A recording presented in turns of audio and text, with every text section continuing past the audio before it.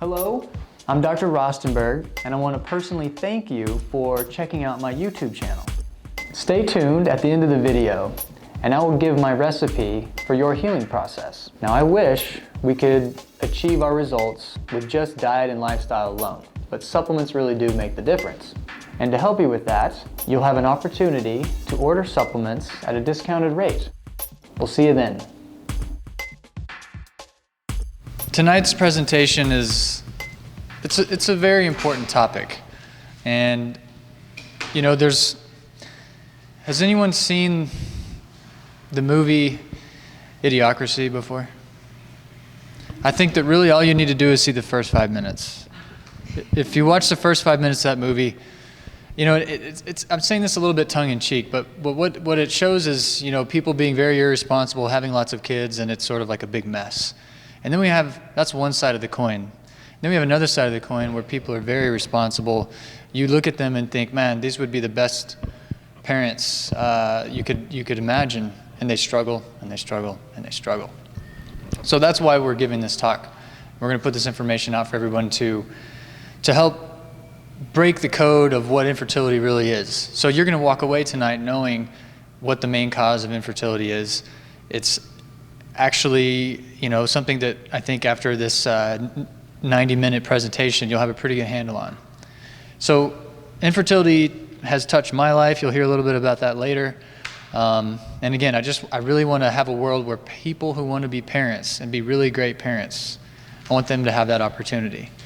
And, you know, we should do our best to help those who want to do that, go down that road. So I'm up here, you know, giving this presentation tonight. I'm sharing the floor with Dr. McQueen. She's a new member in my practice, has a great head on her shoulders. And as you'll see tonight, you know, we both think the same way in terms of how we treat the body. But I'm just a big, giant nerd. I've sat around on Saturday evening and put PowerPoint slides together and dual task and just ask questions. I want to know why do things happen? I want to know how things work. And that's just what makes me tick. So we decided to start filming these and built a YouTube channel. We have almost 400,000 views in about 20 months or so. So it's really got a lot of momentum. I mean, every month there's about 30,000 views. And we have about 50 videos. This will go up there as well. So this is just kind of, you know, I'm just a big nerd and, you know, try to turn my nerdness into something that people can use. So our objective tonight is to educate about what infertility is, what's the real cause of infertility, how do you recognize the signs, and what are the natural strategies that are available to help you navigate that process. We have friends of ours who, you know, the medical route works for some people, but it also causes some disruptive, you know, side effects. There's triplets, quadruplets, it's expensive, and that path of using the more mechanical approach to fertility doesn't always, there's no guarantee that works either. They have their failures because they're just trying to treat it mechanically rather than treat the body and get the body healthy.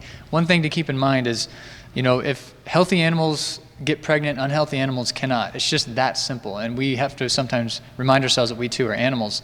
We have a chemistry, we have a biology, so we have to work that process, and that's what tonight's all about.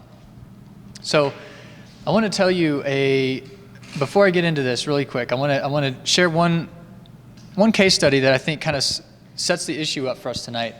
And the question would be, for anyone here listening, is, you know, can a white tongue cause infertility? Yes is the right answer up here in the front. Yes. So a white tongue can cause infertility, and I've seen it in my practice. I've walked into my practice. That situation showed up in our practice about 6 months ago. So the way this works is a very nice woman named Samantha comes into my office and describes that she's had 4 kids, 32 years old, and for the first time in her life, she's unable to have a 5th. And she's just, again, great parents. You can tell they just have a lot of love for their family, and they just want to grow their family as big as they can. But during the exam, I asked her, one of the first things I do with patients is, you know, stick your tongue out. And she sticks her tongue out and it's totally coated white. Okay, that's completely abnormal and starts to set off some alarm bells. And I begin to ask her what she's been doing. She says, well, I'm on day 6 of a juice fast. I'm doing the Miracle diet, or the Miracle cleanse, where I think you just drink like lemon juice and maple syrup. Well, what she was doing was creating a massive candida problem. So that's part of the story. So she walks in with a white tongue, this massive candida problem. And I didn't tell her that, hey, because your tongue is fuzzy, that's why you're not getting pregnant. But before she came in, she went through some very severe stress as well. And so you'll find out that stress is really the root cause of many health problems, and it definitely impacts fertility. This woman had to deal with having her 4th child being born with a congenital heart defect. So we can get into that in another presentation about why that happens. That's a vitamin issue. It's a methylation problem. It's basically that when the baby's growing, there's not enough vitamins in the mom all the time, so that when that tissue is growing, it doesn't fully, the heart doesn't fully mature before the baby's born. So we go through this history with her. We get this information about what she's been through, and she had just previously, about 3 months before she showed up, she had to go with her 2-year-old son and do an open heart surgery. And I asked her, I said, are you stressed out? She's like, I'm not stressed. Okay, your 2-year-old, 18-month-old son just went through open heart surgery and you're not stressed out? I think what you mean is you've been able to block out your stress and just power through, but there's nobody goes through that unfazed. And so that helped her recognize, where her stress was coming from. And so we subsequently, put the pieces together. White tongue, big candida problem, massive life stress, dealing with a child born with a congenital defect that had to have open heart surgery at 2 years old. And, we kind of got everybody paced on the same page on that. And then we put her on a gut program. We put her on a 10-day gut cleanse that we've used in our office over and over again. Very intense program, very effective. And, in about 6 days, her tongue no longer white, so she was moving ahead pretty quick. She had been having a cycle that was like 25 days, 42, 60 days. Never in her life has her cycle ever done that. And you'll find out tonight that an irregular cycle is a key indicator in a woman's body that there's a problem with PCOS. She's not ovulating correctly. You can ovulate for years, or you can have a cycle for years and never ovulate. Those two are not guaranteed to happen at the same time. So gut program with Samantha, and then we put her on a detoxification program designed to help her get rid of estrogen because of all the stress she'd been through. She just built up all this estrogen dominance. And you'll find out a little bit more about that tonight. So by treating her gut, by treating her estrogen dominance, she was pregnant in about 6 weeks. And so she's 20 weeks along now, and just contacted us, said she's doing great, and continuing to get chiropractic care with some chiropractors who are specialized in treating pregnant women. So a white tongue can cause infertility. That's the connection. There's always a story behind that, but you have to be able to put those pieces together so you can understand what the root cause is. So that's what we're going to dig into tonight. Now, the reason this video is important is because depending on the data, anywhere from 10 to 17% of couples are infertile. So there's a lot of couples out there struggling. And again, these are people that I know, they're friends of ours, family members. They'd make incredible parents, and it's just banging their head against the wall trying to get this process to happen. So it's very, very common. 17% it's a big deal in our population. And so when we look at what's the most common cause of infertility, the word PCOS, or the acronym Polycystic Ovarian Syndrome, PCOS, a lot easier to say, is going to come up over and over again as the key player in this process. And what you'll find is that we're really talking about an insulin problem. We're really talking about blood sugar. And there's a reason why this all ties together. They basically, when women go through stress, just like men, they have changes in their hormones, changes in their cortisol levels, changes in their insulin levels. And unfortunately, the way our bodies are built, if a woman has high insulin, she begins to become masculinized. And if a man has high insulin, he becomes feminized.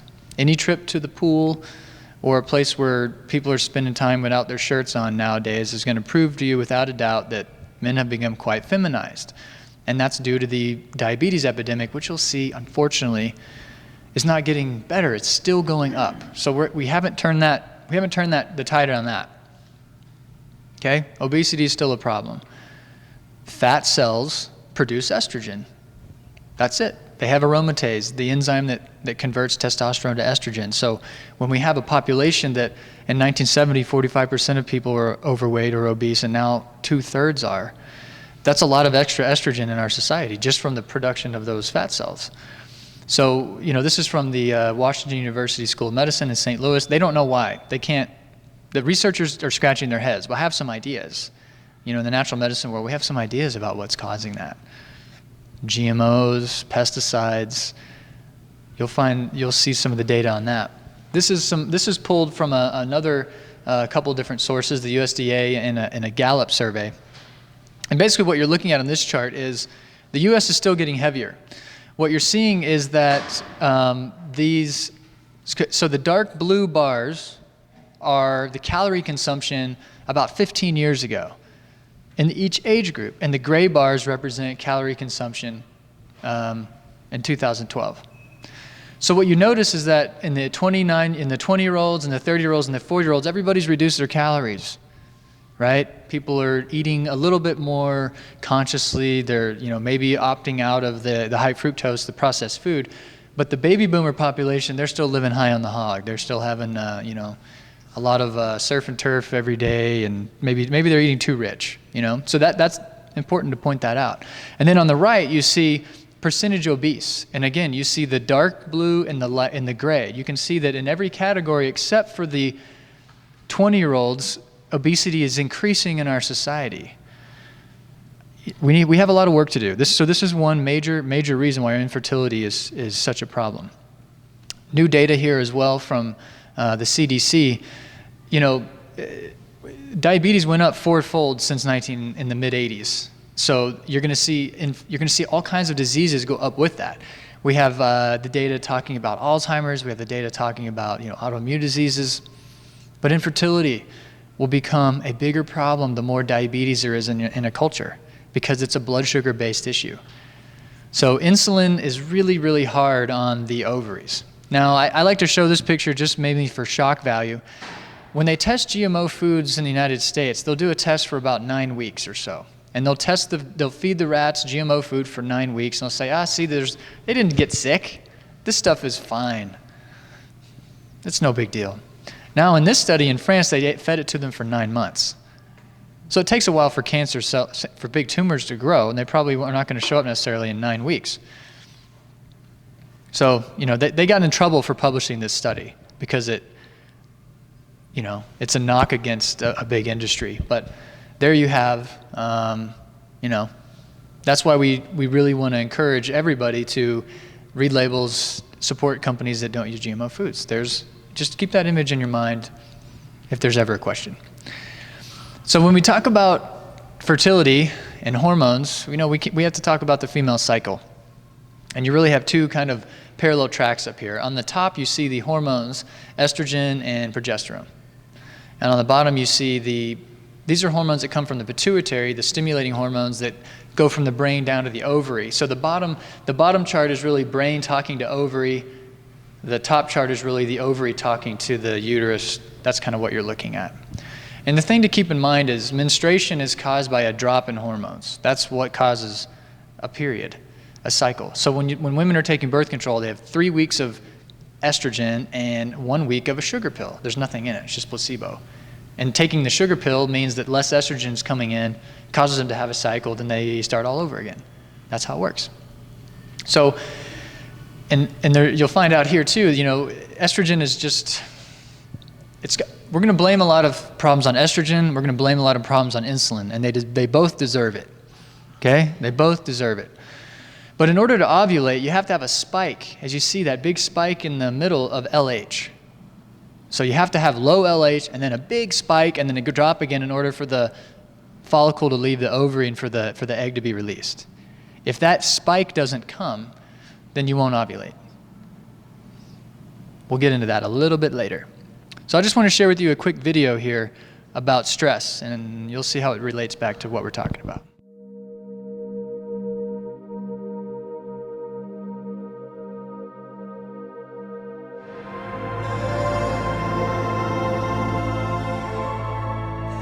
If you're a normal mammal, what stress is about is 3 minutes of screaming terror on the savannah, after which it's either over with or you're over with. For a few weeks every year or so, Sapolsky shifts his lab to a place more than 9,000 miles away on the plains of the Masai Mara Reserve in Kenya, East Africa. You live in a place like this, you're a baboon, and you only have to spend about 3 hours a day getting your calories. And if you only have to work 3 hours a day, you got 9 hours of free time every day to devote to making somebody else just miserable.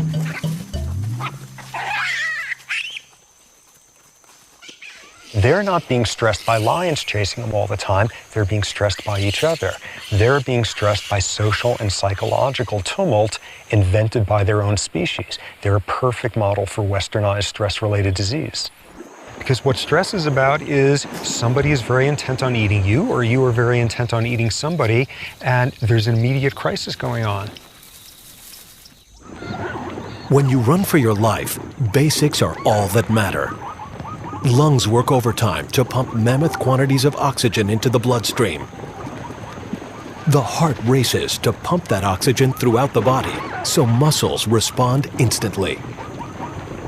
You need your blood pressure up to deliver that energy. You need to turn off anything that's not essential. Growth, reproduction, you're running for your life. This is no time to ovulate. Tissue repair, all that sort of thing. Do it later if there is a later. When the zebra escapes, its stress response shuts down. But human beings can't seem to find their off switch.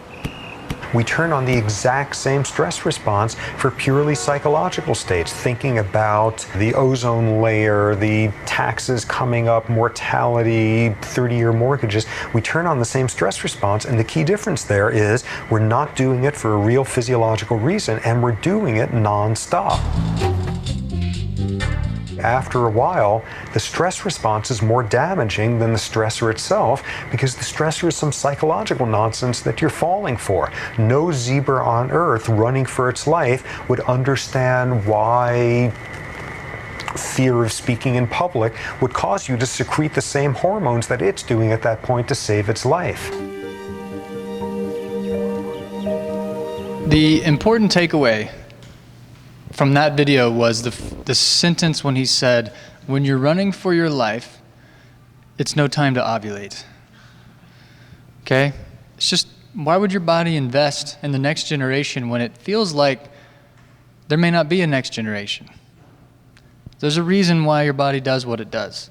So, I think it's a great model for what we're talking about. And, they're just, he goes on to say basically he doesn't actually like baboons anymore. He studied them for a long time, but the way they treat each other, they just terrorize each other. So he kind of doesn't have much respect for them from that point of view. So they're just an ornery group of primates. But he says they're a great model for us. So there's some truth in that.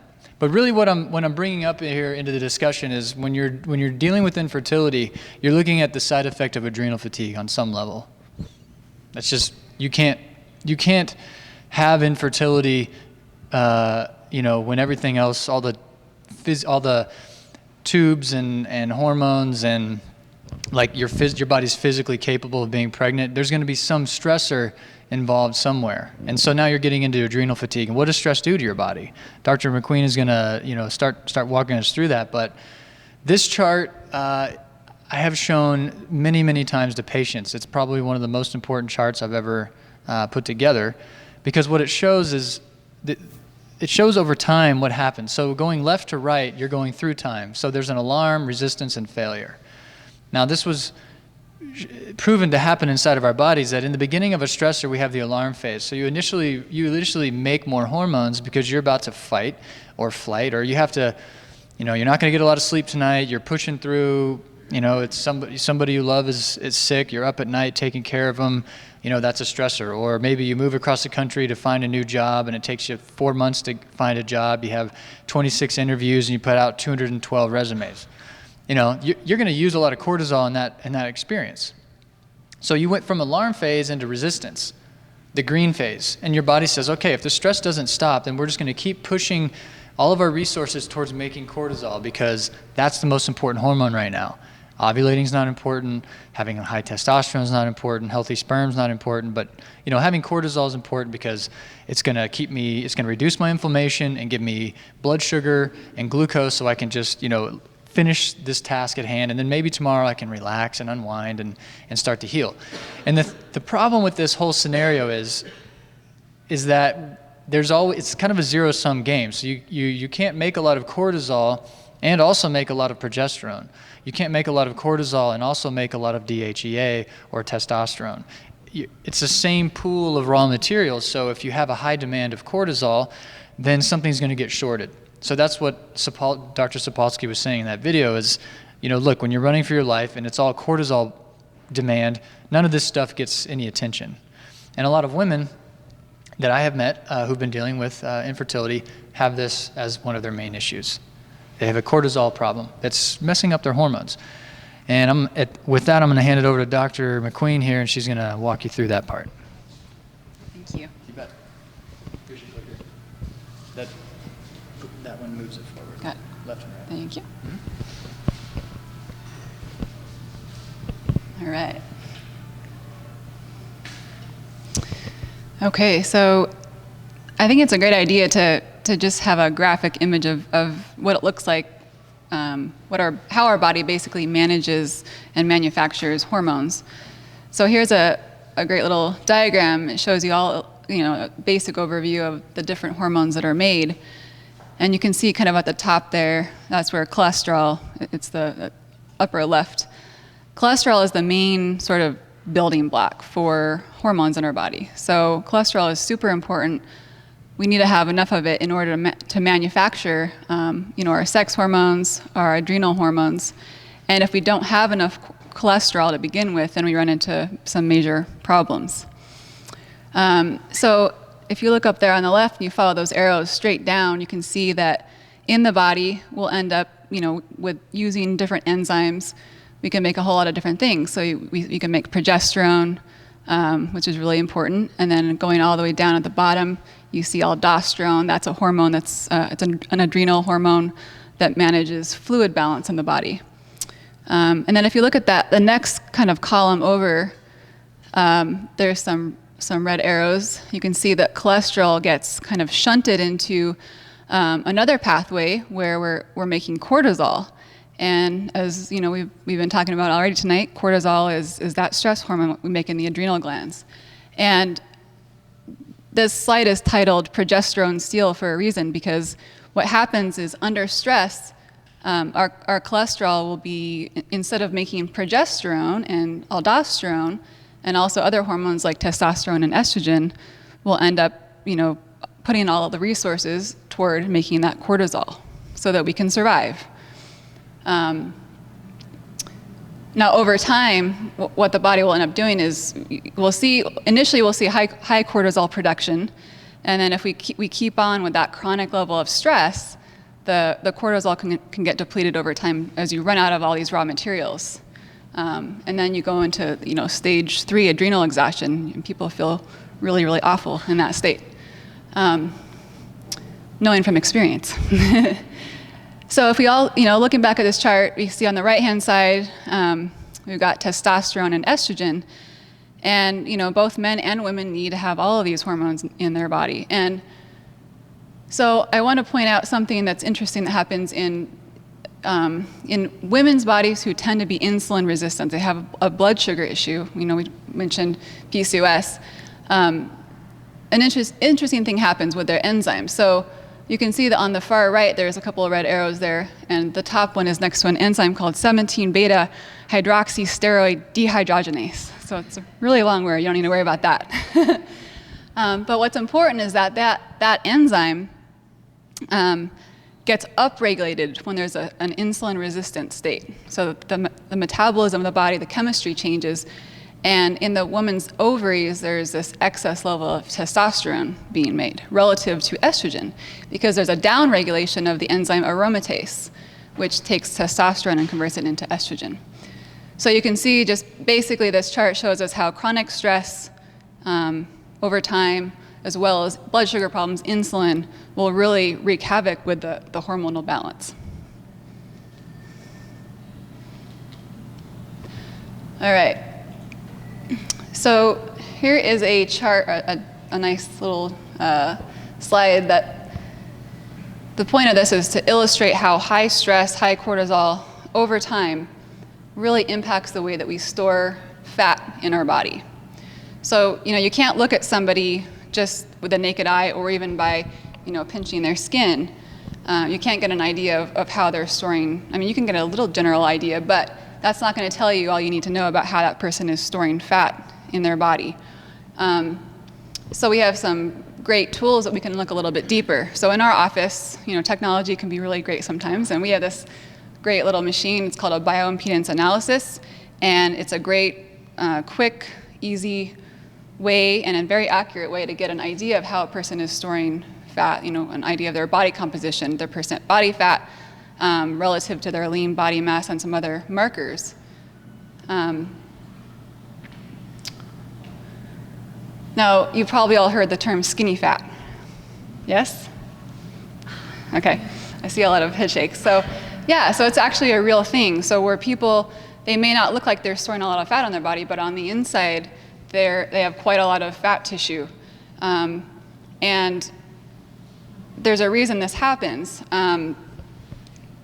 So it has to do with cortisol, it has to do with insulin, and basically, if we look at women with PCOS, they tend to store their fat more kind of in more internally inside the abdominal cavity. And so the fat ends up getting packed around the abdominal organs, the liver, the kidneys, and we call this visceral fat. And it's a result of androgen excess, too much testosterone, as well as this sort of blood sugar issue that's going on. So I just want you to note, left lower corner, there's a big green arrow pointing to a cross-section of an abdomen, and this is an MRI, and basically you can see that there's quite a bit of white color going on there, and what that indicates is fat tissue. So there's a lot of fat tissue being packed around this individual's organs. If you compare that with the person on the right, completely different person, they might have the same type of body, but on the inside, they're storing their fat differently. There's a lot less white showing up there, so a lot less fat tissue. So you can't always tell what's going on by just looking at the outside. So appearances can be deceiving. All right, so do you have PCOS? So as Dr. Rostenberg mentioned already, PCOS is one of the primary causes of infertility. And many women may not even know that they're dealing with this. So in this study, it was found that women experiencing irregular cycles, irregular menstrual bleeding, they had somewhere between 75 to 90% chance of having PCOS. So a very high prevalence in that population. And then they also looked at women with hirsutism. What is hirsutism? So that refers to male pattern hair growth. So women who are having receding hairlines, male like balding patterns on their hair. They might have facial hair. They need to shave their face, or they just do because they're embarrassed. So, it happens a lot. Also, they can grow hair on their navel or on their nipples. It can be coarser, darker type hair, or it can be finer, blonder hair as well. So these are the common clinical correlations we see with PCOS.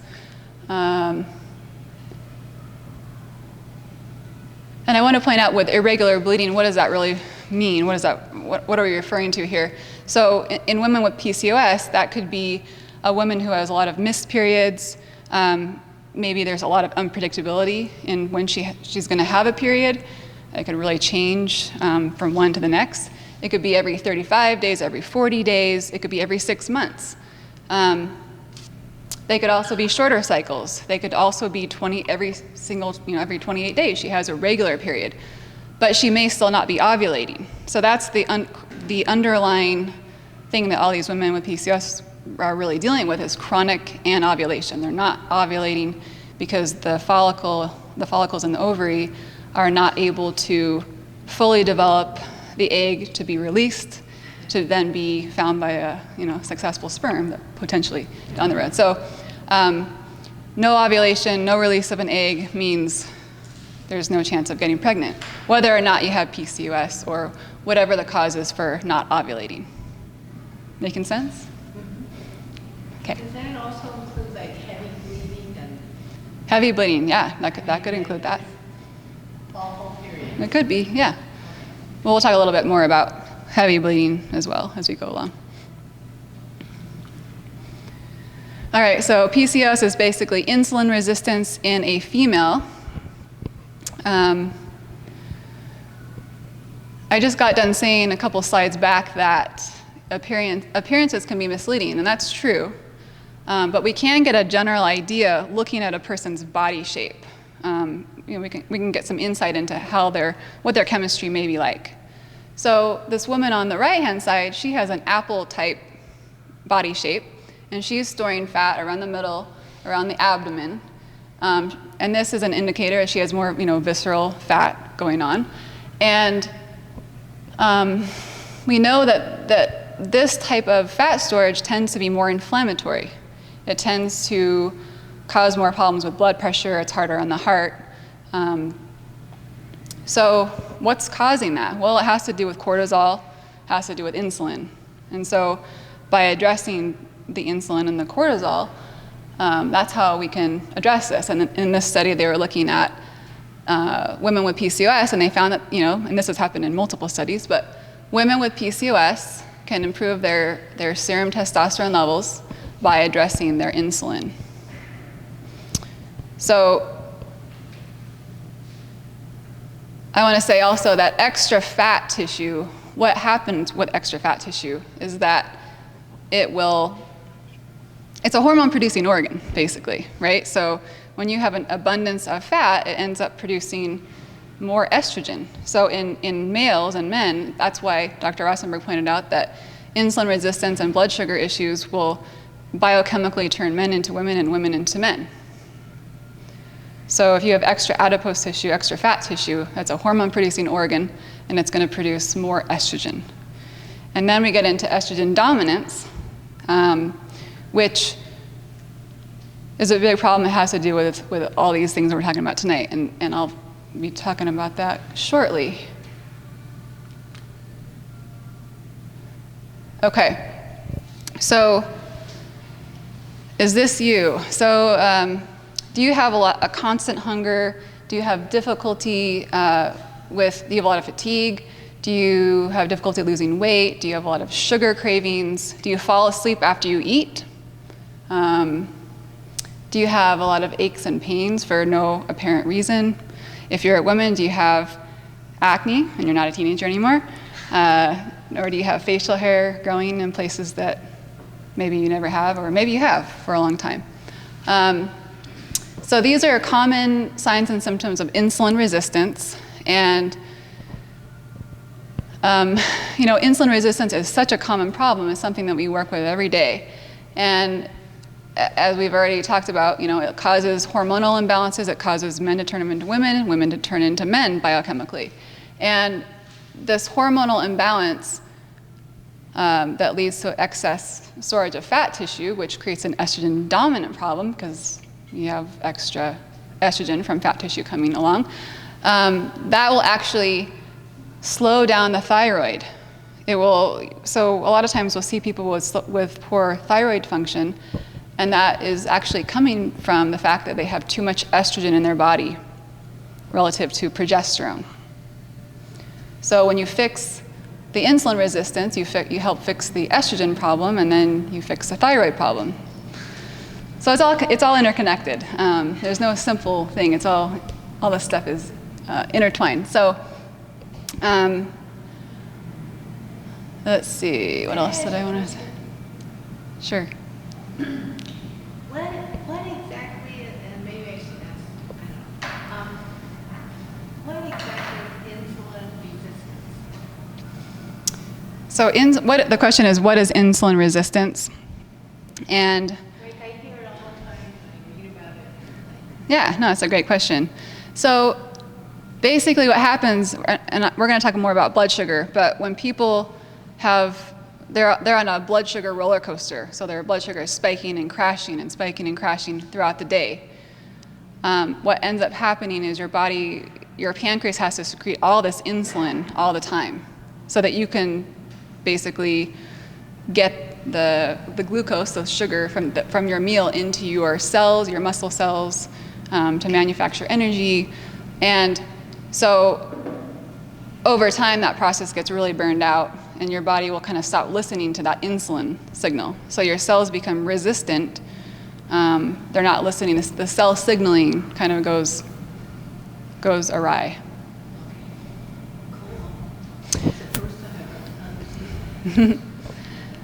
All right. And I want to point out, with estrogen dominance, it's a really common problem.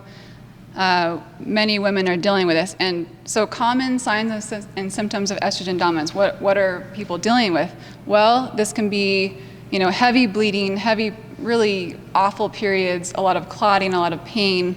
There can be anemia, there can be fibroids, there can be endometriosis, really bad, did I already say really bad PMS? Fibrocystic breast disease. There's a lot of different things. Gallbladder disease oftentimes has to do with estrogen problems as well. So as we work on the insulin, we can fix a lot of these other things. All right, acne. So a lot of women are dealing with acne, and you think of acne as being a problem in teenagers, especially teenage boys, but that's not necessarily the case. So the perfect recipe for acne is high testosterone and high insulin. So if you have those two ingredients, it's kind of the perfect arrangement to have a problem with your skin. So women with PCOS especially often deal with this problem, and it can happen anywhere. It tends to be, oftentimes it's a more cystic acne, and it can be along the jawline, it can be on the neck, on the scalp. Those are kind of the common areas where you see it, but it could be anywhere. And when, one of the common culprits that we find for acne is dairy, interestingly enough. And the reason for that, there's probably more than one reason, but dairy is actually, what it does in the body is raise insulin. So it contributes to a problem of insulin when, if you already have a problem and then you raise it with some dairy, then you enhance that issue. So by taking out dairy, or at least significantly reducing it, a lot of times the skin will really improve. All right, anyone in this room ever experience low blood sugar symptoms? A lot of head shaking going on here. All right, so here are some of the most common ones.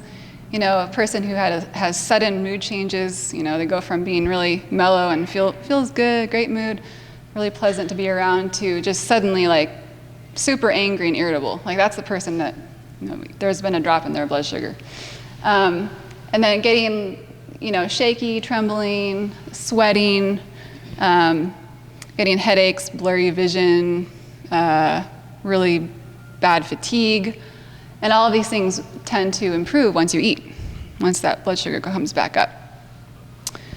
So, when we get into severe levels of low blood sugar, hypoglycemia, we get into real trouble. We can go into hypoglycemic shock. We can end up with fainting, seizures, coma. These are things we don't want to do. And so our body is really intelligent and has these great mechanisms in place to help protect us from getting into those danger zones. But still, we don't want to overuse that system. We know that hypoglycemia, even mild throughout the day, if your blood sugar is dropping because you didn't eat breakfast and then you skipped too many meals, or you ate the wrong foods that spiked your blood sugar, then you're going to end up with this problem. And we know that hypoglycemia damages neurons. So to actually injures the central nervous system. It injures the white matter in the brain. So we don't want to do that, right? I mean, we want to have healthy brain function, happy brain function. So and that happens through various chemical mechanisms that have been studied. The most stressful thing that you can do to your body day in and day out is to cause yourself to get into hypoglycemia. So if you fall into this pattern, you see your symptoms, hypoglycemic symptoms 5 times a day, you're going to create a really, really big problem for yourself, especially in the long run. Because you're basically living on stress hormones. When your blood sugar drops, you got a couple of hormones that kick in, your stress hormones, and then you're living on stress hormones. And stress hormones don't allow you to build your body and regenerate cells and make hormones and feel really good. When you're living on stress hormones in the long term, you're going to break apart your body and you're going to get into a more degenerative state, and then it doesn't feel good either. So, and not to mention damage your brain. So hypoglycemia causes adrenaline levels to go up, secreted by the adrenal glands, and then we get an increase in glucagon. It's another hormone produced by the pancreas. And what glucagon ends up doing in the body is it actually shuts down our digestion. So this is why when you're really, really stressed out, you're not hungry. You don't have an appetite because your body is trying to say, hey, let's save the resources. I'm not going to digest my food right now. I need to run away from the danger, right? So you're going to put blood into the muscles and the heart, not into the digestive system. There's no need to do that when you're in that fight or flight. So digestion gets shut down when you're stressed out. You get less secretion of your stomach acid.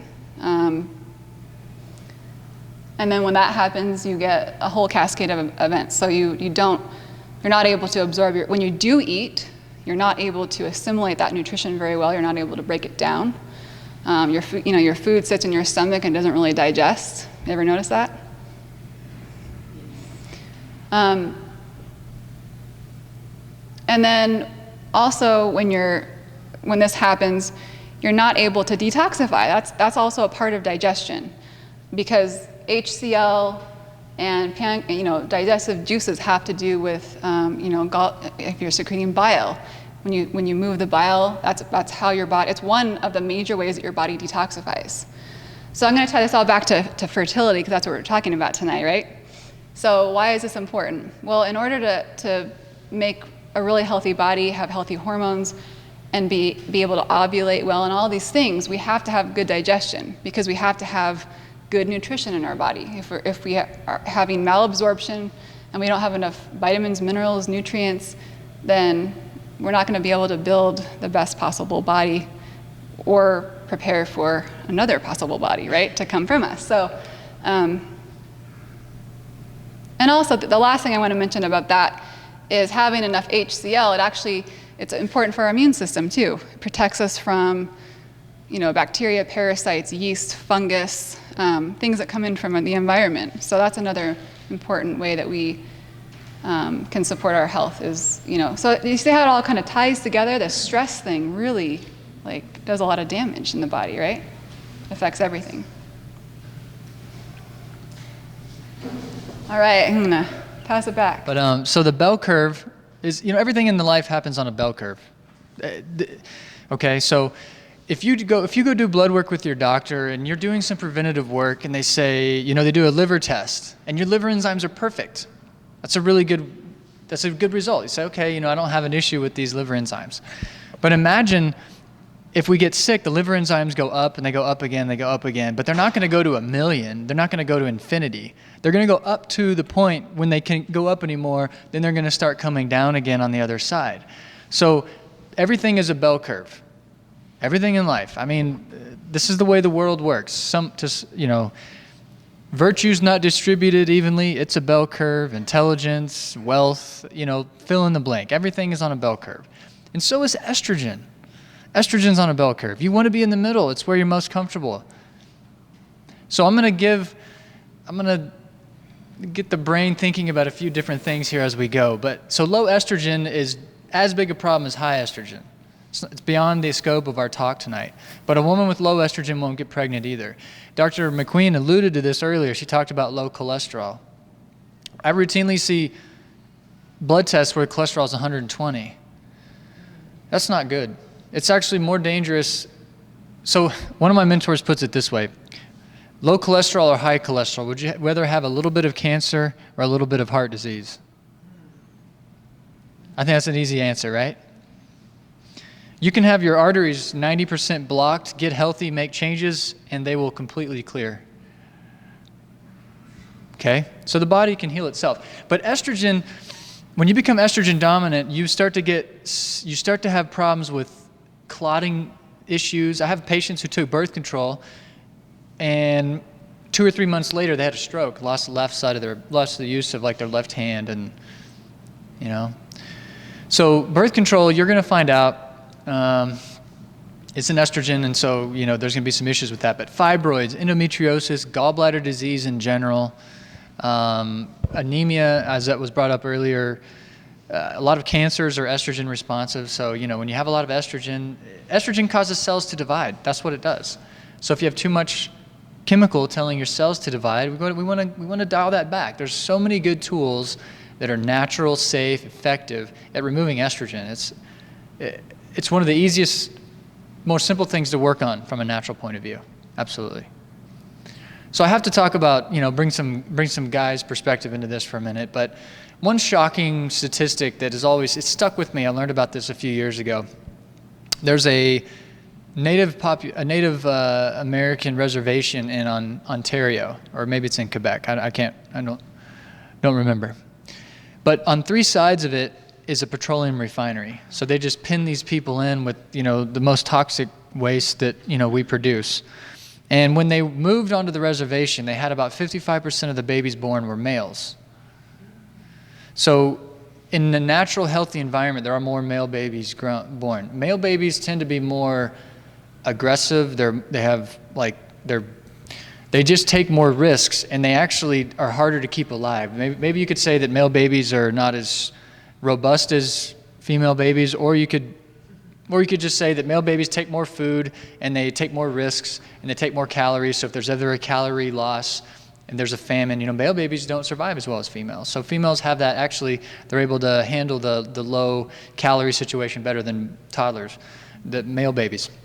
Moral of the story is by the time we hit puberty, it's about 50-50 in a healthy society. More male babies born, but by puberty it's about 50-50. But they took this population and put them into this toxic situation where they're surrounded by pollutants. And now they give birth to 35% males. Okay? You're going to see the same trend is happening in our society, actually. There's fewer males, statistically speaking, there are fewer males being born. So we are in the process of shrinking and partially eliminating the male population. So it's due to toxins. And toxins also you'll see toxins they're definitely responsible for many, many cases of infertility too. I've seen patients go to fertility doctors and they say there's nothing wrong with your body. We put a fertilized egg inside of the uterus, you're just not pregnant, you're just not pregnant. What they don't look at or ask is, did this person grow up on a farm? Okay, what kind of farm? Was it a farm where they sprayed stuff? Did they chase the mosquito fogger? Did they play in the creek after they spray the fields? I mean, this is what you have to figure out, because that's the real deep issue with a lot of patients is they won't get pregnant until they get the toxin out of their body, because as you're gonna see, a lot of toxins are in fact so similar to estrogen, they activate the same stuff inside of our body. So, you know, you don't have to be a giant world-class nerd, PhD researcher to understand how this stuff works. It's just that you have locks inside your bodies that keys fit into. Estrogen is a key. It fits into a certain lock that's shaped a certain way. That's the way we were made. There's plants that produce estrogens, like soy has some really beneficial compounds, flaxseed, a lot of different plants have these keys that are almost like estrogen and they fit into that lock. But bisphenol A and a lot of the chemicals used in GMO farming and a lot of the toxins in our environment are also keys that fit into that lock. Unfortunately, The chemical keys are so strong, they go into the lock and they don't let go. They sit in the lock like 100 times stronger than like an estrogen from soy or an estrogen that we would make normally. So that's one of the problems with all these chemicals. They're super aggressive estrogens. So, they're talking about this, trying to figure out why are we seeing fewer males being born. It's because we've creating a lot of environmental estrogens in the food, water, air, carpet, flame retardants, paint. It's just the world we live in. But even as disappointing as that sounds, there's always ways to fix it naturally and to protect yourself. You just have to make that effort, and it does work. So now we're talking a little bit about sperm and BPA. So again, we've just talked about how BPA is an estrogen. And just like many of you, I used to microwave stuff and probably whatever it was in, We've learned a lot and, changed how we do things, but microwaving things in plastic is probably one of the worst things you can do. Put hot soup in a plastic bottle with BPA, and all that heat just brings the BPA into your fluid. But BPA is hurting sperm rates. The more BPA you have in your urine, the worse your sperm is. It's a toxin just affecting the male body. And so, we can't expect all the work to be done by the woman. We have to get guys healthy too. 33% of the time, infertility is just the guy's fault. 33% of the time, it's just the woman. And 33% of the time, it's both. That's what the statistics show. It's actually evenly spread.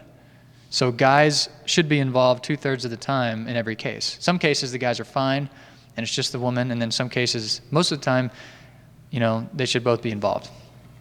So you got to detox women before pregnancy. I mean, if in a perfect world, how great would it be to have, future mothers and fathers go in and say, look, I don't feel bad, but I grew up on cereal and Coke and I ate, Pop-Tarts and school lunches for 20 years and I'm about to be a dad and a mom. Well, maybe we should detox. Maybe we should just say, hey, let's do a little, background work. Let's see what you've been exposed to, upregulate some of these systems, get you stronger so that when you, conceive your child, you pass on your genes. And you'll see, as we bring things to a close tonight, amazing study about genetics and nutrition. It's for everything that's negative about health these days, the rates of diabetes and all the bad news. I mean, we have, the science also just empowers us to take control of our health because there's 25 million published studies in PubMed. That's 25 million people, PhDs, MDs, doctors who have published a study. So the answers are there. It just takes time on the weekends and the evenings to search and to find them and gather the pearls and put them together and say, okay, see, the research says this works and that's what we see in the office. But toxins are going to affect mom's body, and mom needs a good thyroid to be a good mom, to carry a healthy pregnancy. It's really, really important to have a good thyroid. The ability to develop a baby and to get the brain and spinal cord to mature fast enough so that 9 months later, you have this tiny little person with everything built and totally developed. Thyroid hormone plays a huge role in making that metabolism go fast. That's why when a woman's pregnant, her body's thyroid system slows down and the baby gets all the thyroid hormone. Why does the mom need to lose weight and increase her metabolism? She needs to give the baby all the metabolism because the baby's growing super fast. Make sense?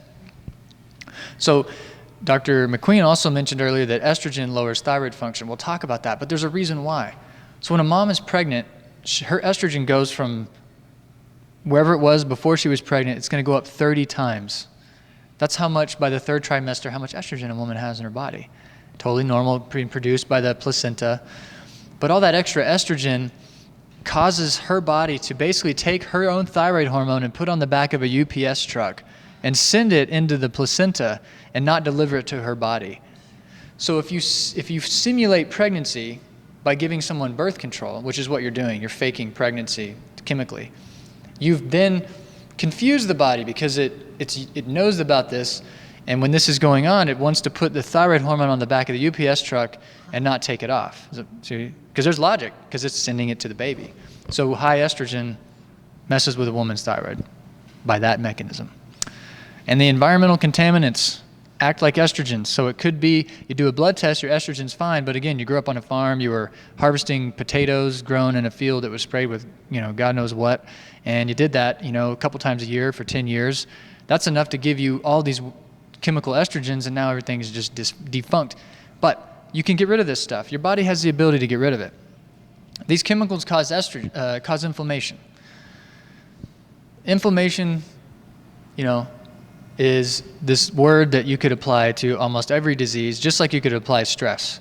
So stress is the mental thing that we feel. Inflammation is like the physical thing our body gets. We say we're stressed out and our joints hurt and our neck hurts. Well, you can't actually feel pain without inflammation. So inflammation, we'll say, is the chemical version of a stressed out body. And we're very inflamed as a culture. A lot of our habits, we don't really have a detoxification heritage. In Sweden, they would do, they do sweats, and in Russia and Siberia, they're all about sweating. In other countries, they do, they have hot springs, and it's all part of people's culture. We come here and it's like, what do we do? What do we do to detox? TV. Well, TV. Yeah, I've had a rough day. I don't want to think anymore. Just entertain me. So detoxification is always something we look at with everyone because we're just the most toxic group of people in the world. It's part of being a wealthy country with all this wonderful chemistry that we just sprayed everywhere and look at all the cool stuff it does and but that's not going to go anywhere for a while, so we're stuck with this. We inherited this problem and we have the means and smarts to fix it. So it's like a snowball. You get inflammation, and now you get more testosterone production in your ovary, and now with more testosterone production in your ovary, you get more insulin resistance, and it just keeps spinning in this cycle. That's why women get stuck here. Insulin, testosterone, over and over and over again. They get stuck in this snowballing effect. Again, we've got to come up with a better way to grow food, and we are. The Chipotle went non-GMO, and they're huge, and they're going to be the leader of there's more people that are going to do that. So there's actually more demand for organic food than can be grown and met right now. And it's not because we can't grow enough food organically. It's just because entrepreneurs and people are out there farming and starting new farms. It's really good. But these chemicals that we spray on our food are making us sick. That's why 70% of couples are not getting pregnant. So we need to fix that. BPA, it's like an endocrine disruptor. It's like a toxic estrogen. So all these plastics and all this stuff we've been in contact with, this is a big reason why women have PCOS. You're either going to see a woman who's had a history of insulin resistance, or she's been chemically poisoned by her environment somehow. Again, farm, ranching, just walking around spraying Roundup on the property, helping out. That's what they do, right? And you can still go and buy Roundup by the 5-gallon bucket at DB Supply. I'm like, they should have a big Skull and Bones on that box, man. I can't believe stuff works, but there's got to be a better way. Again, low cholesterol. In men, you mess up your sperm. So, and not only do you have low testosterone and your hormones are totally whacked, cholesterol is not the boogeyman it's made out to be. We've talked about that before. It's an important thing to understand, but you don't see a lot of healthy fertile couples when their testosterone is 120 and 130. And when you see a low cholesterol in a person, it really has nothing to do with food. The USDA came out last year and said, hey, look, cholesterol levels in your blood have nothing to do with what you eat. It's an internal balance. And cholesterol is this amazing building block. So when you see low cholesterol, you must think adrenal stress. What's causing that system to be used up faster than it's being refilled up, Yes, I talked about this already, the UPS truck. Basically what it says is when you take birth control, your body binds up your thyroid hormone and holds onto it tight, so you start to lower your metabolism. That's why women typically gain weight on birth control. Well, what happens when you're pregnant? You gain weight. So you can't, we're tricking the body, and you're getting all these hormonal effects from that. So women who've been on birth control 10, 15 years since, they were in their teens, it's really important to detoxify, to go through a period of doing some estrogen cleansing, because you're going to find out just how this stuff is super, super strong. It's like I'll save it, but it's really, really strong. 500 times stronger than human estrogen. That's how strong the pill is. It's amazing. So this is all the way back from '82, but they studied the different types of estrogens in our body, and it's 500 times stronger than estradiol, which is what, is in circulation, making your cells work. So you can see it's effective, it does its job, but I hope we come up with a better way to get the same thing, We're poisoning women. I think we can maybe, there's a market opportunity to come up with a much better way, much safer, healthier way to do this. Maybe there's herbs. I'm sure there's herbs that do the same thing, but can't market those the same, I guess. So I just want to touch on this too. I mentioned, I had a patient, she wasn't my patient at the time, it was actually years ago, but she relates to me how, she took birth control and in a couple months she had this big stroke and she was like 32. So her hand has atrophied, she does pretty well with things, but it's just a reminder that, there are certain people who have genes that don't get rid of estrogen very well. You'll see in families, gallbladder problems in families, grandmother, aunts, mothers, daughters, everybody's getting their gallbladder removed. Well, they weren't born with a defective gallbladder. They're just in an environment that's really stressing out their genes. And so there's some nutritional strategies you can use to offset that. You don't want to have parts cut out. There's no extra parts. No extra. So you want to keep your gallbladder working well. So this is talking about deep vein thrombosis. I think it was one of the Williams sisters, Serena or Venus Williams. She had a little minor surgery on her foot, gets on an airplane, almost has a medical emergency, a pulmonary embolism. So when you have a lot of high estrogen, your blood tends to clot at a higher rate. So I was just actually talking to a patient about that today who had a small stroke in her occipital lobe. She's 48. I'm like, this is a problem you have when you're 88, not 48. So we've got some work, there's some work to do. But so estrogen, again, when it's too high, problems, too low problems, you want to be in the middle of the range. Most women are too high, probably 8 out of 10. And again, mentioning strokes. So it's just saying, hey, look, the research is, you want to take care of your brain, you want to take care of your vascular system, your heart. And, if you've been on birth control, you just know that when you get off, you're going to want to do some cleansing, and there's some really effective ways to detoxify that are natural and just help your body just get it into the urine and into the bile and out of your system much quicker.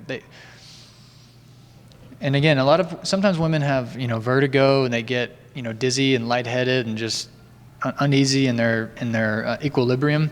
And when your blood is thick, it's hard to get it up into the brain because the brain has really small blood vessels. So does the placenta, by the way. So when you have we'll talk about this for a second, but you have eclampsia, preeclampsia. So you have basically an emergency where the baby's not getting enough oxygen. When the baby's under stress, it signals the mother's body to increase blood pressure, push the blood further. I'm not getting enough. I'm not getting enough oxygen. I'm not getting enough glucose. So what they find is that when women have preeclampsia, I'll say this, when they made preeclampsia in rats and they developed this model where rats had preeclampsia, then they gave them B vitamins, or they gave them a type of estrogen that comes from B vitamins, and then all the preeclampsia went away. So just showing you that B vitamins you run out of B vitamins when you're growing a baby. By the third trimester, you're growing so much tissue so fast, you need like a giant dose of vitamins every day, and otherwise you may run out. And I'm not saying that to scare anyone, I'm just saying these women who have these difficult pregnancies, in my opinion, it is due to a nutritional problem that was either there before they got pregnant or developed during pregnancy. And we could be a lot better at treating that. We could be a lot more effective, and it's safe. Certain herbs and things, of course, we would never recommend that for pregnancy. But B vitamins are water soluble. They work really well. So that thick blood from all that estrogen during pregnancy causes problems for the placenta. It also causes problems in the brain with women. They just if you feel a little uneasy, equilibrium problems, you can't like kneel down and stand up really fast. It's an adrenal issue. It could also be estrogen, and just your blood is not thin enough to go into those small vessels. And then, oftentimes during the history in our office, as we're getting to know a new patient, finding out what they've been through, they'll mention, heavy clotting, really heavy periods. They have a history of anemia, but they may also have endometriosis. And endometriosis is based on the fact that estrogen causes the lining of the uterus to grow. So there is only one hormone in the woman's body that makes the uterus lining grow, and that is estrogen. That's it. So anybody with fibroids, heavy clots, any type of tumors, dermoid tumors, any issues in the uterus, endometriosis. It's all an estrogen overload problem. Way too much estrogen activity. Could be chemical or natural estrogen, but there's too much of it.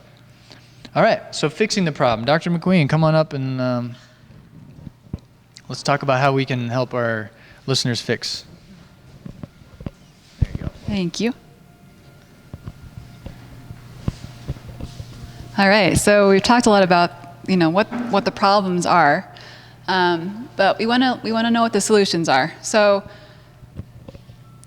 first of all, when it comes to addressing a woman's fertility, improving fertility, optimizing her health, we have to really look for the underlying causes, and oftentimes it's multifactorial. There's not just one thing going on, but there's a number of things that we have to look for. And in order to figure out what those underlying causes are, we've got to do a number of things. So as doctors, we're going to look at the whole picture, right? So in our office, what we do is we want to know when a woman comes in, we want to take a really good history and find out what her experience has been, what she's been through, what kind of symptoms, of course, she's been dealing with. We want to know kind of what is she eating? What's her eating like? In general, what her lifestyle is like? How she's sleeping?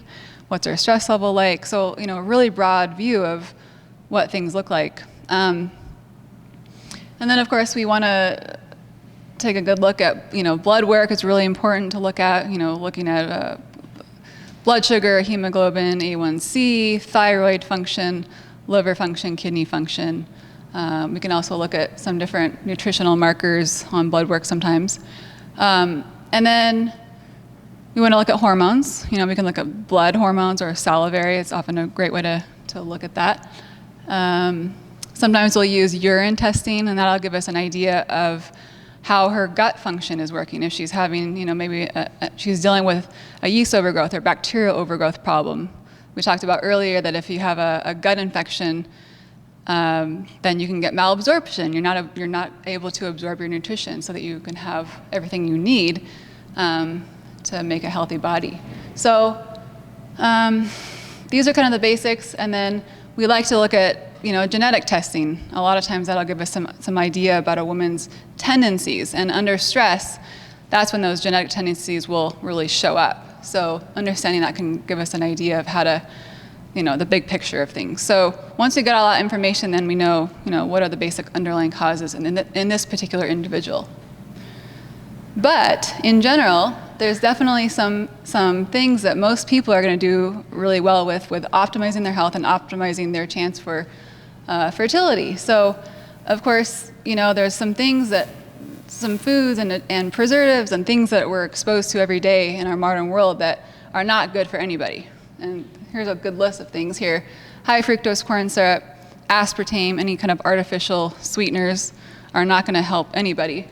MSG, monosodium glutamate, food colorings, they come, we make, well, not me, but in the industry, food colorings are made from heavy metals. So who needs that in their body, right? There's natural ways to make food look pretty. You don't need to use all this kind of garbage stuff. Anyway, wheat, gluten products, and then we want to stay away from sodas, highly processed foods, prepackaged foods with a lot of preservatives.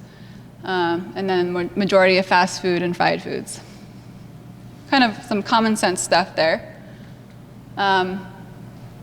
Step 2, we want to, be cautious with a few things. There's some things that tend to be a little bit allergenic for a lot of people.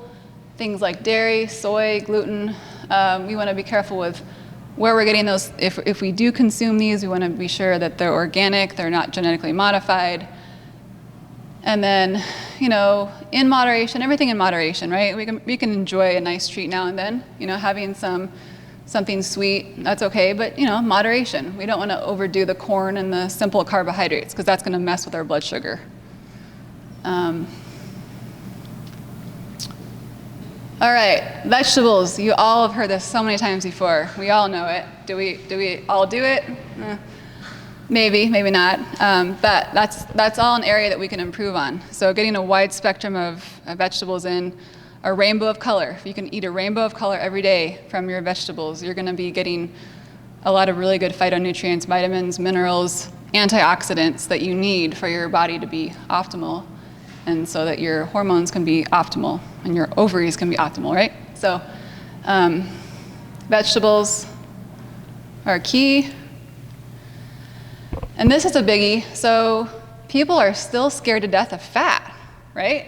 So there's that trend, this low fat, no fat trend, and it's still out there. But the fact is, we need good fats. We need to have this in our body to build healthy brain tissue, healthy cell membranes, excuse me, to be able to build hormones. It helps us feel good throughout the day, have good energy. Healthy fats are absolutely essential, and there's a lot of different good sources of fats. So plant fats there's a list you can look through. Healthy animal fats as well, and then, fish oil's really good source. You wanna make sure if you're doing fish oil, don't just do any old fish oil. You wanna make sure it's a really highly purified one that's been checked for mercury, lead, PCBs. There's a lot of toxic stuff out there. If you do fish, stick with the fish that are the wild fish, the smaller fish. They're lower in mercury. Sardines are great, wild salmon's great. A lot of other great sources here. Go with organic when possible, and in terms of meats, grass-fed, much better quality. All right, that's enough on that. All right, eating small, frequent meals throughout the day, really, really important. I guess I've said that a lot today. And having low glycemic meal plans. So when we say eat frequently throughout the day, you want to be eating the right foods frequently throughout the day. So you want to have, breakfast, have a snack between breakfast and lunch, and then have a snack between lunch and then dinner. And then you can fast. When you go to bed and you wake up in the morning, that's your period of fasting, right? But during the day, when you need to be on and alert and active, it's important to keep your blood sugar stable. That's going to make you feel good in the long run. It's going to reduce inflammation, and it's going to keep your hormones a lot more balanced. All right, we all know this one too. Moving our body, right? And how critical is that? So we all need to get the movement in every day in some way, shape, or form. And whatever you like to do is what I tell patients. Find something that you love and you enjoy doing. It doesn't have to be something you hate to do. So whether it's walking outside on a nice day or a rainy day, or dancing, or swimming, cycling, if you like lifting weights, high interval training is great too. So a lot of different options, but just find something that you can do every day, because this maybe I think it's probably equally important to the foods that you choose to eat. So we talked a lot about diet and eating tonight, but exercise and movement is just as critical for helping your insulin, helping your blood sugar work well, getting oxygen to your tissues, oxygen to your brain, important things, right? Makes you feel good, makes your mood good. Okay, here's a little slide that just pointing out that when you write down things, when you take notes, little journaling, it actually helps your success rate by quite a bit. So in this particular study, they looked at people who kept a food record of what they were eating were more successful in achieving their goal of weight loss, specifically for this. So write it down, jot a few notes down. That'll help you stay on target and keep you motivated. All right, so Dr. Rostenberg has mentioned a bit about estrogens and how too much of them, we've talked about that, too much of the estrogen in the body can really cause a lot of symptoms and problems.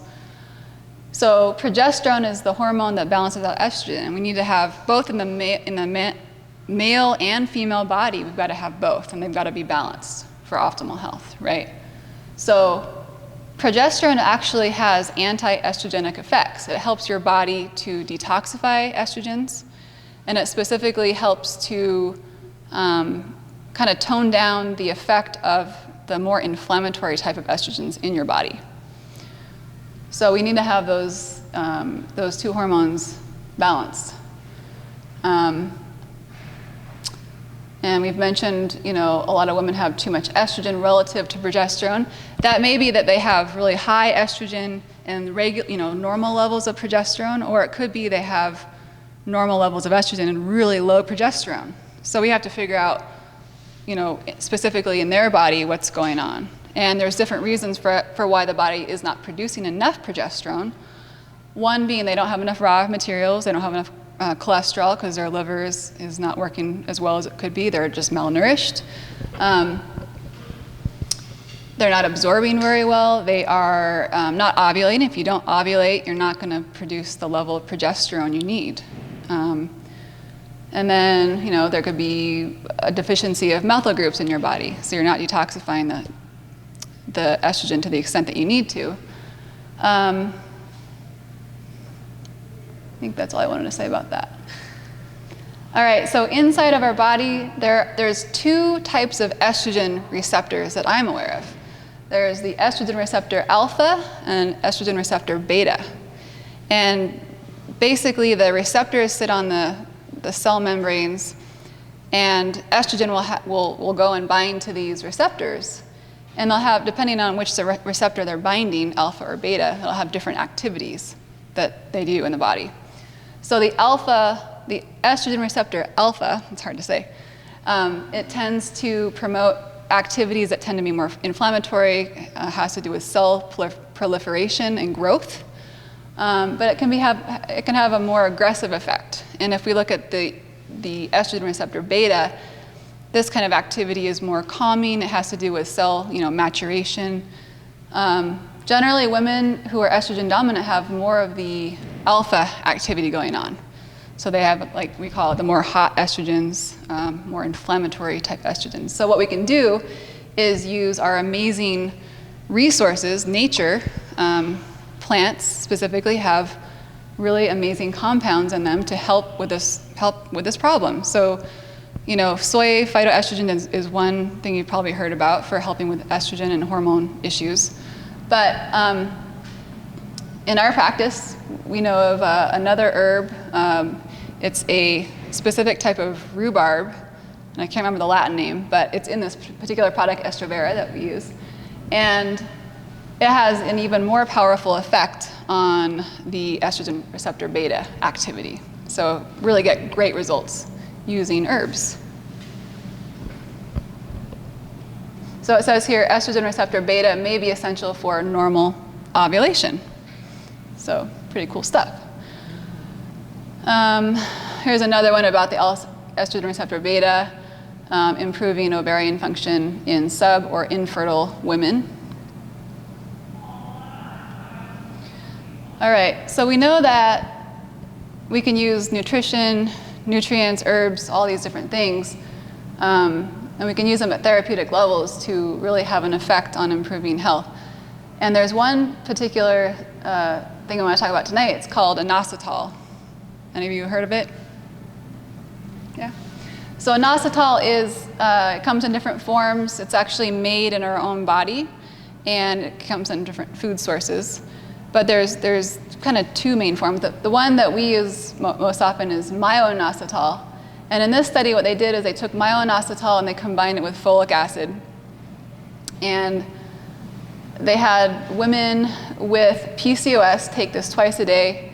And they found that by doing this, 88% of patients were able to restore their menstrual cycle, at least once, right? And then 72% of them were able to maintain that normal ovulatory activity in the follow-up period, and 40% of them were able to get pregnant just by this protocol. And in here they mentioned that they were singleton pregnancies, and the reason that's important is a lot of the conventional fertility drugs they can definitely induce ovulation. They have success rates with that.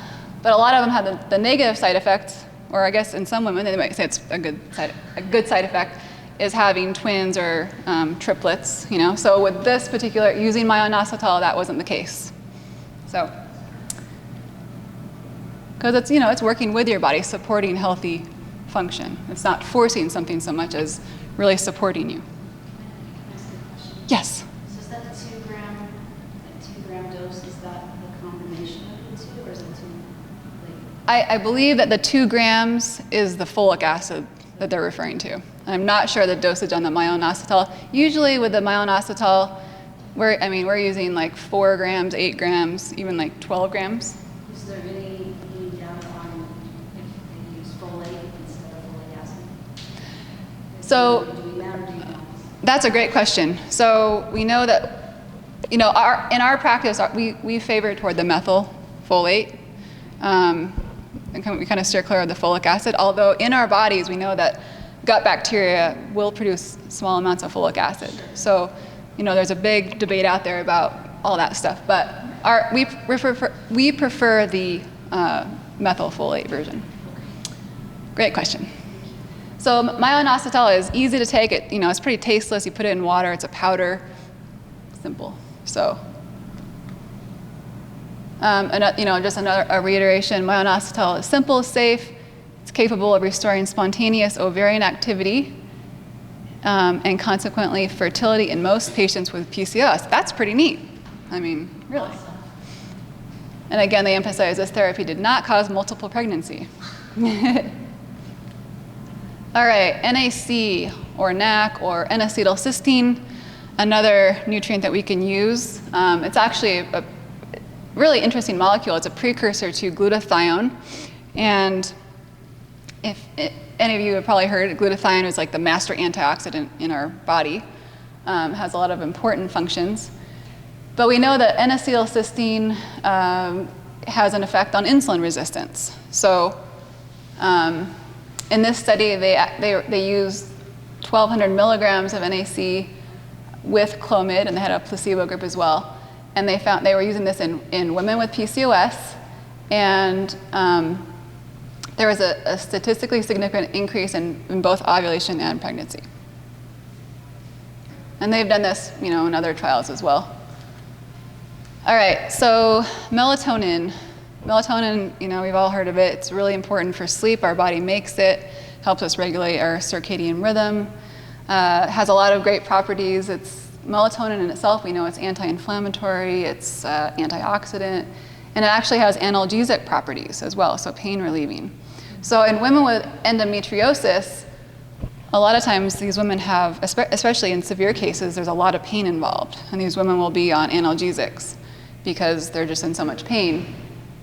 And there's a lot of inflammation that goes on in the process, and I just want to explain a little bit about what happens in endometriosis. So normally the endometrial tissue lines the uterus, and that's normal, but in endometriosis, that tissue is in the abdominal cavity, in the pelvic cavity, in different places other than the uterus.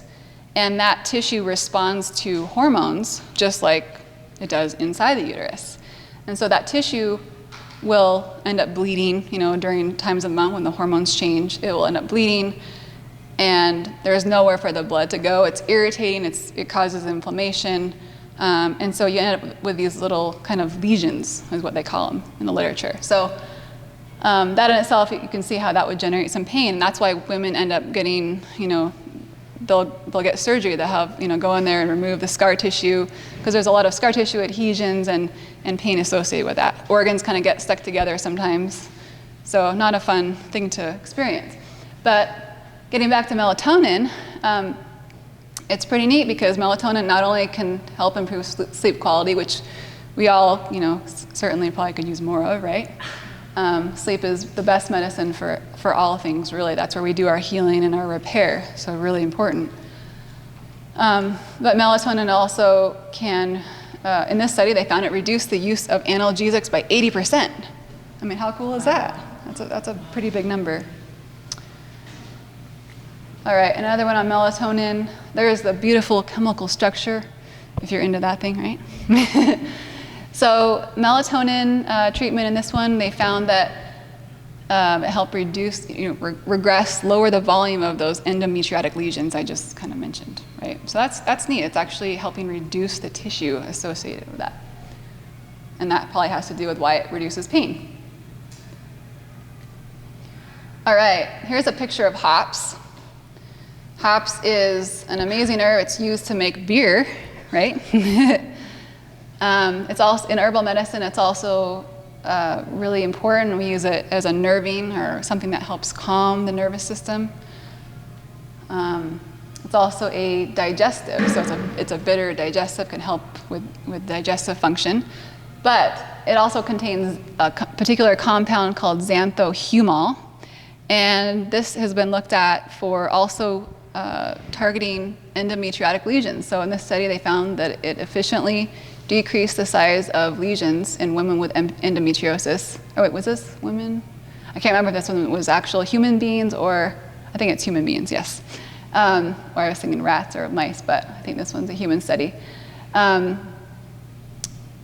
So xanthohumol from hops can help reduce those endometriotic lesions as well. All right, a couple of pictures of a really cool mushroom that's used in Chinese medicine. Ganoderma, that's the Latin name, at least part of the Latin name, and the common name, red Rishi. So this mushroom is incredible. It has tremendous benefits. I mean, a huge list of so many amazing properties. And one of the things that it does, has been studied to do, is to actually reduce androgens. So that's the male hormones, so things like testosterone. So in this study, they found that reishi mushrooms significantly reduce levels of 5-alpha reductase. This is an enzyme that converts testosterone into DHT. DHT is also, it's dihydrotestosterone, and that's kind of the more potent form of testosterone that has a lot to do with hirsutism, that male pattern hair growth, right? Acne.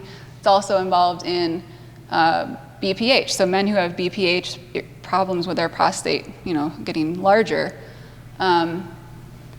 So the bottom line is Ganoderma can help reduce male hair patterns in women.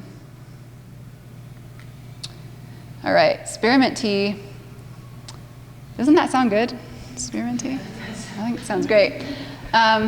This is an interesting study. I think there's more than one out there, but they found that drinking spearmint tea twice a day for just 30 days, just doing that was able to lower androgens in women with hirsutism, women with PCOS. And then also they noted that, the women themselves in the study self-reported that they noticed reductions in their symptoms. I think the researchers basically concluded that it might take a little longer than 30 days for them to actually notice objective data of the hirsutism improving. But something that's easy to do, have a couple of cups of spearmint tea a day if you're dealing with PCOS, pretty cool. All right, so that's lots of tools that we can use to address these things. So just tons of stuff. There's a lot of tools. There's no shortage of, you don't have to go traditional medicine to get this problem fixed. Thank you, Dr. McQueen. That was great stuff. So just sharing, this case study is actually, something that happened to me personally. And when we moved to Boise in 2011, we just rolled into town. We thought it would be a great place to start a business and raise kids. And we have no family, and we had no business. I just graduated from chiropractic college as a doctor, and so that was a big stressful event in our life. But, I guess we're just naive enough to think that, it'll work out, and it does. But it takes a lot of toll on the person at home we had just actually had a baby too. So we had a young baby, new business, we moved. So stress will change fertility. That's what you got to understand. You've really got to picture that the person the couples that don't get pregnant, they either have a toxicity problem or they have a stress problem. I mean, it's very rare that there's actually something physically wrong with their body. Very, very rare. So, in cases like this, you see low cholesterol, you see low triglycerides, you see estrogen dominance, decrease in progesterone, all the things we've shared with you tonight, they're out there. I mean, they're in your family, they're in your friends, your coworkers. So just this case, resolved itself after doing hormone testing, detoxification, getting some supplements right, and then using progesterone to help support the woman's body, the female body, and then, the pregnancy happened about 6 weeks later. So, a lot of natural practitioners are just going to use progesterone. That's their first thing. They say, oh, you're not, you just need progesterone, take some progesterone, have a nice day. I like to look at it from a lot more different angles. There's other things that can cause infertility, as we've talked about tonight. So in this case study, progesterone was really the missing link, and I'm not suggesting that just taking progesterone doesn't work. It's just you want to look at the whole picture. Where did you grow up? What's your stress level? What have you been through in the last few years? Did your son, your fourth child out of 4, have open heart surgery 3 months ago? And I cannot imagine. I get concerned when someone's coughing in the middle of the night, much less having a major medical surgery. So stress is a big player.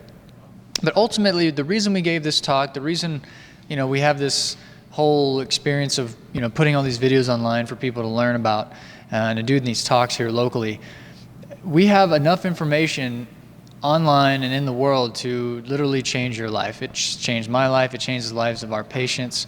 But this study shows something very important. They bred mice that have obesity and cancer. They're not supposed to be big yellow mice like that. They're supposed to be little gray mice, okay? What they did was they took the pregnant mom and they fed her regular mouse food. I'm not sure what regular mouse food is. I don't really want to think about what regular mouse food is. But that's all they got. And 75% of the offspring had the same health problems as the mother. There's an old idea that sins of the father and mother last 4 generations. So there's a genetic transmission of good things down the line, and there's a genetic transmission of bad things down the line. And we know, science has now confirmed all of this, because when a mom's exposed to a toxin, it changes the caps on the top of her DNA. It kind of changes how the DNA is now going to turn on based on what she's exposed to. She passes that pattern on to her children. And we are, in that 3rd generation now, looking at 4th of being exposed to all this stuff. So we do have some work to do. But the good news is they took the same type of mouse with the same type of problem, the same genes, and they gave her a diet, and they supplemented it rich with methyl groups. And those of you who are familiar with what we do in our office and maybe read some of the stuff we have online, methylation is just huge new area, and it's a big tool we use, and we leverage that. But all they did was change the diet of the mom, and now 75% of the mice that are born are normal, have no obesity, and have no cancer. The diet. And when you're 10 weeks pregnant, you're going to do some good, but maybe we should start before that. That's kind of we want to start before that. We want to really get, see what our target is, and don't wait till the last minute. Let's get started right now and make some changes. So this just shows you that the dangers, the diseases that are out there, the problems that people have can be fixed intelligently by being aware of this. And if we just were able to give moms more methyl groups, more methylfolate, more methyl B12, in the right amount for their body, we're going to change people. We're going to change healthcare that way. So that's kind of what we're talking about tonight. We have a better toolbox, and then we get better results. So when you have more things to look at, when you have a deeper perspective of what you're trying to line up inside of the body, you can see connections and help people make changes in shorter periods of time.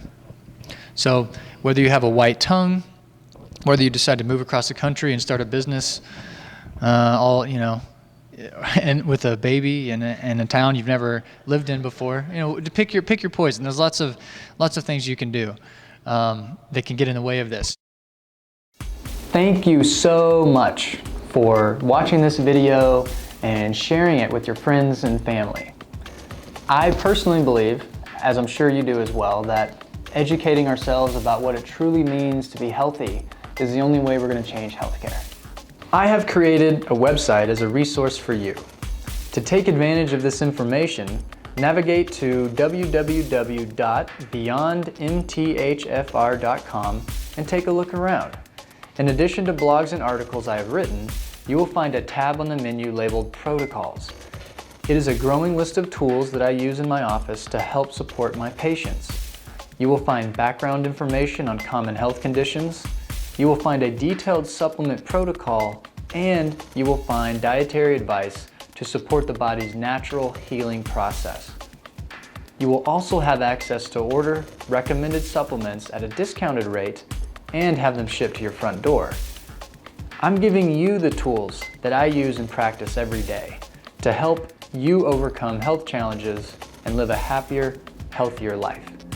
I have done my best to give you that information, and you will find it on these protocol pages.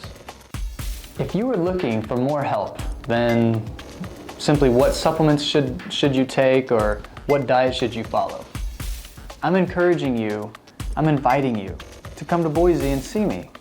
Let me and my team and my staff take care of you. We have patients coming from all over the country and all over the area on a regular basis, and there's room for you too. Now, if coming all this way to Boise is too big of a commitment, then please pick up the phone or email my office. We can work together from a distance.